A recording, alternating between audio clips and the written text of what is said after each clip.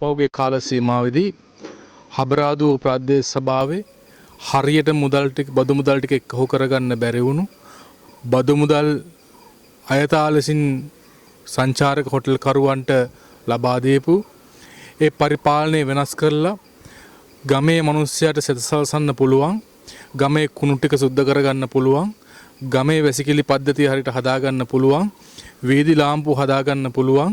දක්ෂ පරිපාලන අලුත් මන්ත්‍රී කණ්ඩායමක් එක්සත් ජනතා නිදහස් සන්ධානය යටතේ හබරාදුව ප්‍රාදේශ සභාවට පත් කර ගැනීමට මගේ ගමේ අම්මා තාත්තා ඇඟිලි ගෙනගෙන ඉන්නවා කියන විශ්වාසය තියෙනවා. ඒ නිසා මේ 10 වෙනිදාන් පත්වෙන එක්සත් ජනතා නිදහස් සන්ධාන ප්‍රාදේශ සභාවේ පළවෙනි වගකීම් විදියට අපි අවධානය කරනවා සභාවට අයවේ යුතු නිසි බදු මුදල් නිසි පරිදි ලබා ගන්නා ප්‍රතිපත්තිමය තීන්දුව ගන්න අපි ලෑස්තියි. ගමට ගමේ තියෙන ඇලවේල්ල පාර ටික විදුලි වාහන මේ ගමට හරියන විදියට ගමේ මිනිස්සුන්ට ඕන විදියට වැඩ කරන යුගයක් නිර්මාණය කිරීමට අපිත් එක්ක එක්කහුව වෙන්නේ කියලා කිමින් මම නිහඬව ස්තුතියි.